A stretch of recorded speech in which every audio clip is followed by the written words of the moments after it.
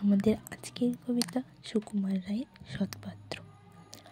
শুনতে পেলাম পোষ তাকিয়ে তোমার নাকি মেয়ের বিয়ে, গঙ্গারামকে পাত্র পেলে জানতে চাও সে কেমন ছেলে। মন্দ নয় সে পাত্র ভালো, রং যদিও বেজায় কালো, তার উপরে মুখের গঠন অনেকটা ঠিক পিজার মতন। বিদ্যে বুদ্ধি বলছি মশাই, ধন্যী ছেলের অধ্যাবসায়। 19টি বার ম্যাট্রিক এসে ঘায়েল হয়ে থামল শেষে। বিষয় আশয় গরিব বেজায়, কষ্টে শিষ্টে দিন চলে যায়।